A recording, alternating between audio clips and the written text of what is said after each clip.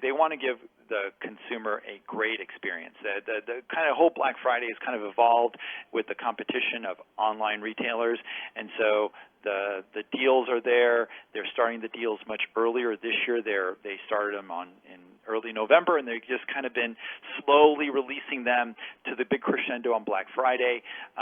The retailers are creating, a better online experience, better mobile site, better app that you can set up your wish list, and then be able to find out when those products are going to be available for some kind of discount.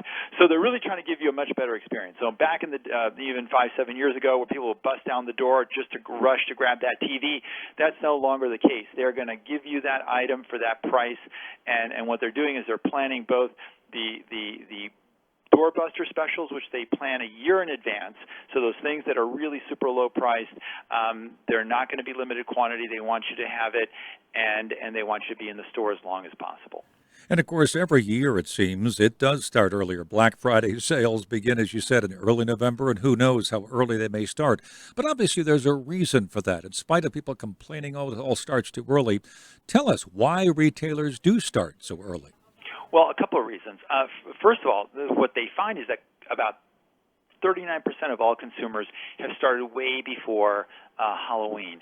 And a lot of consumers are buying gifts all year long. They're looking for the right sales at the right time, and they say, why wait? And they pick up an item. Then about 42 to 43% of consumers start on November the 1st. They kind of make that pivot from Halloween into the fall for Thanksgiving, and all of a sudden they're thinking about the holidays. And so what retailers have done, retailers really know that this is a zero-sum game. Even though retail sales have grown over time, and this year, depending on what analysis you're looking at, they can cross $1 trillion over this period from November the 1st to December 31st.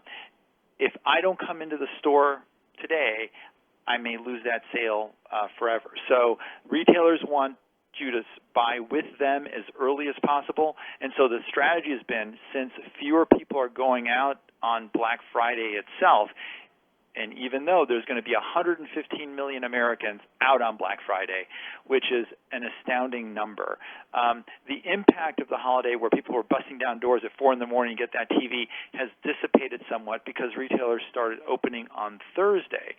And so now to get that sale, they're starting on November the 1st, and they're just trickling out Black Friday deals and accumulating them to when they come out on Black Friday, and then have a whole bunch of new deals to keep that excitement for consumers. What can you say about what you said earlier in our interview about an experience that retailers were looking at? Because we're seeing retailers and shopping malls doing different things to attract shoppers a different way. Absolutely. So you can go into a Nordstrom's and you'll end up with a glass of wine in different departments as you're shopping. The malls are now the kind of the co-conspirators of retailers. Malls have completely changed. Even in San Diego, you'll look at the revamp of UTC. Fashion Valley announced the other week that they're going to completely upgrade the mall.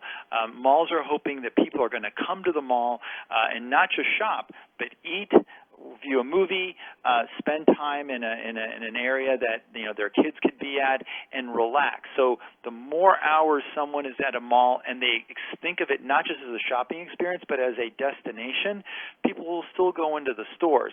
So the retailers and the malls are working in concert to make it a more attractive experience versus that, being able to sit down in front of your computer on your mobile device and order something online. But one thing I want to stress is that even though all we ever hear about all day long is online shopping and Amazon being the big behemoth, this year, depending on what survey you look at, between 13 and 17% of all holiday shopping sales will be done online. That means over 80% of sales are being done in a physical store.